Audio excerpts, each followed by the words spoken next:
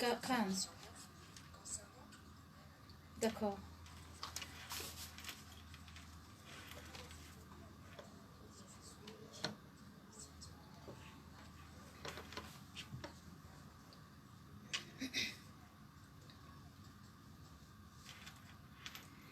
Merci de nous rester fidèles. Bonsoir et bienvenue à toutes et à tous dans le journal du magazine Humura Burundi de ce jeudi 6 juin 2019. Tout de suite les titres. Le Conseil norvégien pour les réfugiés classe la crise du Burundi à la 4e place parmi les 10 crises les plus négligées au monde. Les habitants de la zone Kinama en mairie de Bujumbura s'insurgent contre les contributions forcées destinées à acheter les radios de transmission Motorola qui seront distribués aux Imbonerakure du parti CNDD-FDD. Persistance de la pénurie du carburant de type gasoil dans la ville de Bujumbura et dans la ville de Gitega. Une situation qui pourrait être à l'origine de la hausse du prix du ticket de transport. Voilà pour le sommaire. Vous suivez ce journal en direct sur la page Facebook de la RPA. À la présentation, Nadège Lakodze, à la cabine de son Fabrice Ndimurukundo et à la prise d'image, Steve Nyungeko. Rebonsoir, débutons ce journal par la page réfugiés. 3 fusils ont été saisis au camp des réfugiés burundais d'Oduta en Tanzanie depuis ce mardi. Le premier a été saisi dans la zone numéro 1. Les 2 autres ont été saisis dans la zone 3 du même camp. Les réfugiés sont dans une situation de pure panique. Ils dénoncent également les différents cas d'infiltration des groupes armés en provenance du Burundi. Le point avec Onésime de Shimagidze. Les 3 fusils étaient en possession de 5 personnes. Certaines d'entre elles ont été interceptées ce mardi au camp d'Oduta, comme le témoigne ce réfugié. La première personne à avoir été appréhendée est un jeune homme. Il avait un sac à dos. Ayant constaté qu'on était sur le point de le démasquer, il a voulu se faire passer pour un ivrogne, mais ça n'a pas marché. On a découvert dans son sac un fusil de type pistolet. Au même moment, 3 autres personnes ont été également appréhendées par la police dans la zone 3. On a découvert dans l'un des sacs à dos qu'il portait un fusil de type Kalachnikov démonté. Dans la soirée de ce mercredi, toujours dans la zone 3, les réfugiés ont vu un homme en possession d'un fusil de type Kalachnikov. Les réfugiés ont tenté de l'arrêter, mais ce dernier s'est volatilisé dans le village neuf. Nos sources en douta révèlent qu'ils ont quand même pu mettre la main sur un autre homme en possession d'un fusil de type Kalachnikov. On ignore sa provenance. Il a été arrêté par la police, le fusil de type Kalachnikov en bandoulière sous son manteau. Le même jour à 15h, les agents de sécurité communément appelés Wanamugambo ont arrêté un homme tout près de la forêt et en possession de 3 kg de viande qu'il venait d'acheter chez un certain Baga. Il a alors été accusé d'être de mèche avec les groupes armés qui déstabilisent les réfugiés. Ces derniers demandent au gouvernement tanzanien et au HCR d'assurer leur sécurité. Merci Onésime de Shimagidze. Je vous le disais dans les titres, la crise burundaise est classée 4e parmi les 10 crises les plus négligées dans le monde. Ce classement du Conseil norvégien pour les réfugiés tient compte de plusieurs facteurs dont le manque de financement et le manque de médiatisation. Émile Nibasumba. Malgré les appels permanents au financement lancés par l'ONU et ses partenaires humanitaires, certaines crises sont financées d'une manière insuffisante, souligne le Conseil norvégien pour les réfugiés. Dans son classement annuel publié ce mercredi, l'organisation place le Burundi à la 4e position des crises les plus négligées dans le monde. Le Cameroun prend la tête du classement, suivi par la République démocratique du Congo. La République centrafricaine occupe elle, la 3e position dans ce classement qui concerne l'année 2018. La négligence des politiques, c'est l'autre facteur sur lequel le Conseil norvégien pour les réfugiés s'est basé pour faire le classement. Ceci implique le manque de volonté des partis en conflit pour protéger les droits des civils ou s'engager dans des négociations de paix, ou encore le manque de volonté de la communauté internationale ou son incapacité à trouver des solutions politiques. Le manque de couverture médiatique suffisante pour certaines crises fait également partie des critères pour aboutir à ce classement du Conseil norvégien pour les réfugiés. Après le Burundi, qui occupe la 4e place, viennent d'autres pays comme l'Ukraine, le Venezuela, le Mali, la Libye, l'Éthiopie et la Palestine. Le Conseil norvégien pour les réfugiés explique qu'il a analysé 36 crises qui ont fait fuir plus de 200 000 personnes chacune. Dans son classement de l'année dernière, le Burundi occupait également la 4e place des crises les plus négligées dans le monde.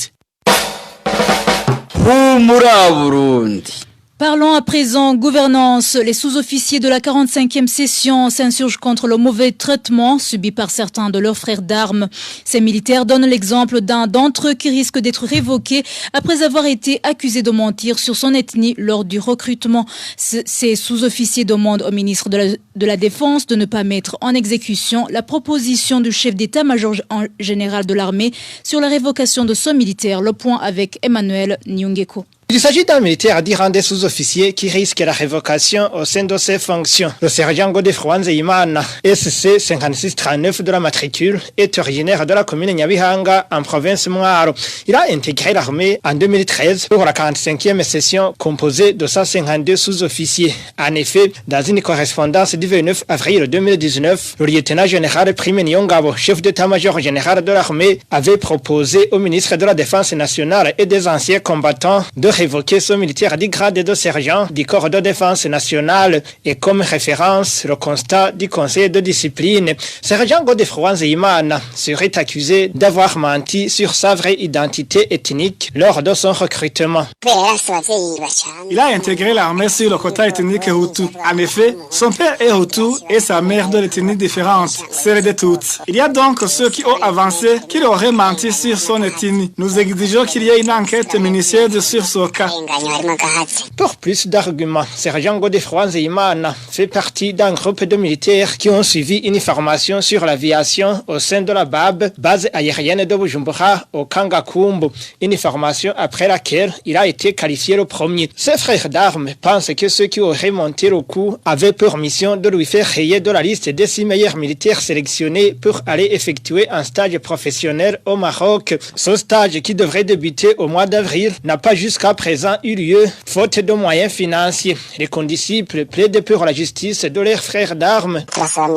Nous demandons au ministre de tutelle de patienter pour apposer sa signature sur cette correspondance. Nous ne sommes pas contre le respect de la Constitution, mais il faut qu'il y ait des enquêtes approfondies. Nous avons essayé de joindre Emmanuel Nhamvokiye, le ministre de la Défense nationale et des anciens combattants, mais sans toutefois y parvenir. Merci Emmanuel. Nyungeko, toujours en page gouvernance. Une autre stratégie de soutirer de l'argent au sein de la population sous forme de contribution. Il s'agit de la collecte d'argent pour achat des radios de transmission Motorola destinés à la jeunesse. Imbonerakure du parti CNDD, FDD, du matériel soi-disant pour des fins de faciliter la jeunesse du parti au pouvoir, de bien assurer la sécurité du pays. Kinama est parmi les zones pilotes dans la municipalité de Bujumbura, selon les habitants Marie-Ange et la Kodze. Les habitants de la zone Kinama déplorent les contributions intempestives qui leur sont imposées. Ils disent tenir un sus de contribution pour les élections de 2020. Aujourd'hui, ils ont été imposés de payer une somme de 3 000 pour achat des radios de transmission Motorola destinées à la jeunesse Imbonerakure pour les arranger à bien assurer la sécurité. Un habitant de Kinam indique.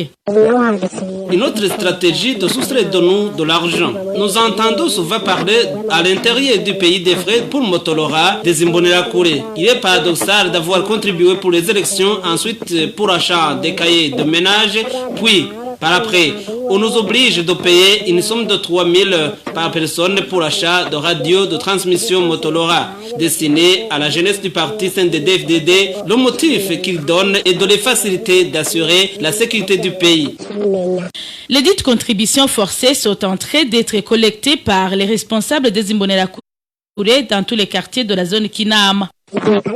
La collecte est opérée par des chefs des Imbonerakure dans tous les quartiers. Les taxis vélos, les conducteurs de taxi-moto, les chauffeurs de bajaji, tout le monde doit payer cette contribution. La population s'interroge ainsi sur la substitution des agents de l'ordre et de sécurité par ces Imbonerakure. C'est un vol organisé. Nous demandons au gouvernement burundais, auquel nous sommes sujets, de couper court avec ces incessantes contributions. Nous sommes dans une pauvreté sans nom. On n'arrive même pas à trouver de quoi nourrir nos familles. familles. Pire encore, nous ne sommes plus capables de payer les loyers. Est-ce que ces Imbonerakure vont remplacer la police et l'armée? La RPA a essayé de contacter Jeanne Nakineretse, chef de zone Kinama, pour plus d'éclaircissements, sans toutefois y parvenir.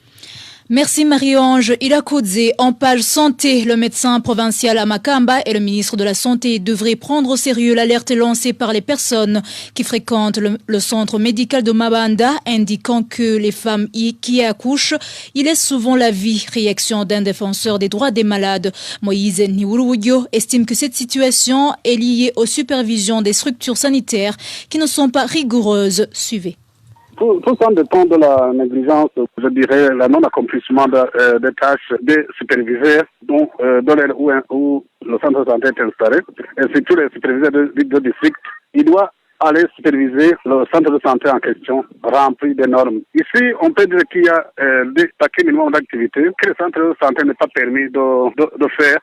À défaut de ça, le centre de santé doit transférer les cas à une échelle supérieure, c'est-à-dire à l'hôpital de district, pour que ces cas doivent être traités par l'hôpital qui détient suffisamment de matériel et de personnes qualifiées pour justement soigner le malade. Mais ici, ce qu'on observe souvent, c'est que les centres de santé s'allongent le droit d'opérer une personne alors qu'il ne détient pas la chambre de réveil, alors qu'il ne détient pas les salles d'accouchement qui remplissent les normes, alors qu'il ne détient pas aussi la réanimation pour les nouveaux-nés qui naît avec des souffrances. Bon, l'inquiétude c'est que notre pays est miné de la corruption. Souvent, il néglige des choses alors que donc il y a des retombées sur la population. Donc je lance un peu vivant au milieu du ministère de la Santé pour qu'il donne l'ordre au chef de district sanitaire de l'air où ce centre de santé est installé pour qu'ils prennent des mesures conséquentes pour sauver la vie des personnes qui sont souvent admises dans ce centre de santé. C'était Moïse Niwurubuyo, défenseur des droits des malades. Le magazine Humura Burundi, vous pouvez suivre ce journal sur le www.rpa.bi ainsi que sur les comptes de la RPA, à savoir Twitter, SoundCloud, Facebook et YouTube. À présent, page éducation. Le directeur de l'école fondamentale de Kinyovu en commune Nyamurenza, province Ngozi, a commis une faute grave de chasser et de tabasser un élève l'accusant d'avoir participé aux activités du parti CNL alors qu'il en avait le droit. Réaction de Chovino Mgwengezo, un des éducateurs. Selon lui, le chef de cet établissement devrait être traduit devant la justice dans la mesure où l'éducation et la politique sont incompatibles. Chovino Mgwengezo était au micro de notre confrère Emmanuel Ndaishimiye. L'élève, dès lors qu'il s'estime être majeur, l'élève n'est pas fautif. Il doit appartenir à une formation politique. Alors maintenant, le directeur qui s'en prend à l'élève de la main et qui le passe à tabac, rien que parce que l'élève a participé dans une réunion, je pense que là, c'est un geste tout à fait maladroit. Le directeur exerce leur fonction sous l'influence. Ils sont manipulés par la hiérarchie. Après l'avoir passé à tabac, il l'a transféré à l'administrateur communal pour que l'administration communale puisse se saisir de ce cas-là et sanctionner de façon administrative cet élève-là. En réalité, n'a rien violé. À ma connaissance, une réunion qui se fait dans les jours fériés, je pense que tout le monde peut participer. Ça veut dire quoi tout ça? Au parti CNDD-FDD, qui aujourd'hui est en train de se servir de sa position pour traquer les gens, pour forcer tout le monde à adhérer. L'environnement politique aujourd'hui est construit de manière à pouvoir semer de la terreur. On a le monopole de l'espace politique, incarné non par M.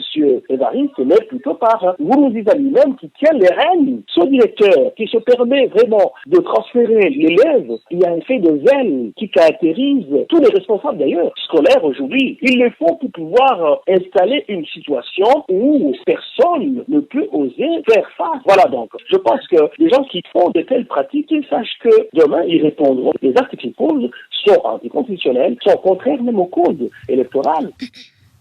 C'était Chovino Mugwengezo, signalant que cet élève qui avait été renvoyé ce mercredi a été autorisé par la direction de l'école fondamentale Kinyovu à reprendre les cours. Et en page économie, la pénurie du carburant se fait toujours remarquer dans la ville de Bujumbura. Cette carence concerne surtout le carburant du type mazout, selon les conducteurs des véhicules. Ils sont obligés de l'acheter par voie frauduleuse. Plus de détails avec Inosa Valentin Singilangabo. Chez les stations-service du nord de la ville de Bujumbura, il n'y avait pas de carburant de type mazout ce matin. Au nord de la ville, l'avenue du 28 novembre ne constituait que le seul point d'approvisionnement. Ainsi donc, sur la station-service située sur l'autre côté de la rivière Nahangwa, plus précisément au quartier Mutanga Sud, un long fil de véhicules était remarquable. Les consommateurs du mazout déplorent une telle situation. Les d'entre eux se lamentent. Je cite, « Moi je suis transporteur populaire de marchandises. Aujourd'hui, ça me fait honte lorsqu'un client m'appelle pour transporter ses bagages alors que je n'ai pas de carburant. C'est pour cette raison que je suis obligé de passer par la voie frauduleuse et ça me coûte énormément cher car le litre coûte 4 000 francs burundais. Les pompistes que la rédaction a pu approcher disent qu'ils ignorent l'origine de cette carence du carburant. Au sud de la ville de Bujumbura, sur l'avenue du Large, le carburant est disponible à la station-service et musée vivant ou également parc de nombreux véhicules en attente d'être servis. Sur les autres stations-service de la même avenue, comme celle située à l'entrée de la salle de réception Sabemeli ou encore celle située à l'auditorat militaire, il n'y a aucun goutte de carburant. Plus loin encore au sud de la capitale, sur le boulevard de la Liberté appelé communément Route Rumongue, à 13h30, lorsque nous sommes arrivés à la station-service Kibenga, les pompistes nous ont dit que le carburant se vide. Les conducteurs de moto qui étaient sur place nous ont déclaré la paralysie de leur trafic. Même scénario dans l'après-midi sur les stations Delta, station Kinindo City Oil, les véhicules et les motos qu'on observait sur les lieux connaissaient la panne bête suite au manque de carburant. Innocent Valentin Singilangabo, la situation est identique à Gitega, la nouvelle capitale politique du pays. Seule une station servait encore du mazout ce jeudi, mais la distribution de ce produit n'a duré que le temps de la rosée. Dans l'entretemps, le marché parallèle profite déjà de ce chaos et vend le litre du mazout à un prix exorbitant. Balthazar Miburo. Le manque criard de carburant de type mazout se manifeste sur les 6 stations-service implantées dans la ville de Gitega.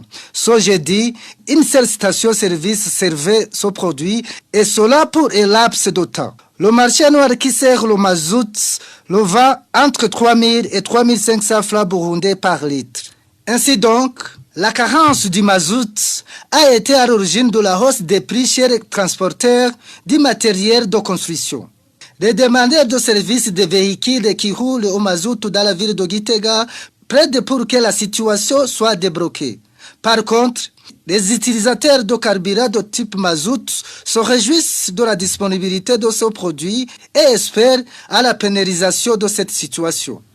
Merci Balthazar Miburo, dernier dossier de ce journal avec la page politique. Ce 6 juin, c'est la date anniversaire de la signature du traité de Kiganda en 1903. 16 ans. 116 ans plus tôt viennent de s'écouler après ce traité scellé entre le roi Mwezi Gisabo et le représentant de la colonisation allemande. Le traité de Kiganda a mis fin à plus de 10 ans de crise caractérisée par des guerres entre la monarchie et les Allemands d'une part et de l'autre part par des insurrections entretenues et commanditées par les Allemands et dirigées contre le roi. Le traité de Kiganda contenait des concessions des 2 parties en présence à l'époque, à savoir la monarchie burundaise et la colonisation allemande. Et voilà, c'est la fin de ce journal. Merci de nous avoir prêté une oreille attentive. Merci à toute l'équipe rédactionnelle. Merci à Fabrice Ndimurukundo et à Steve Nyungeko pour leur bonne collaboration technique. À la présentation, vous étiez avec Nadège Ilakodze. Bonne soirée chez vous.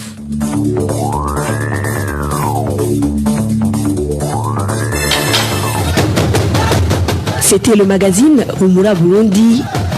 Un magazine campant pour relier les Burundais en exil, et ce toujours au pays, à travers une information de qualité.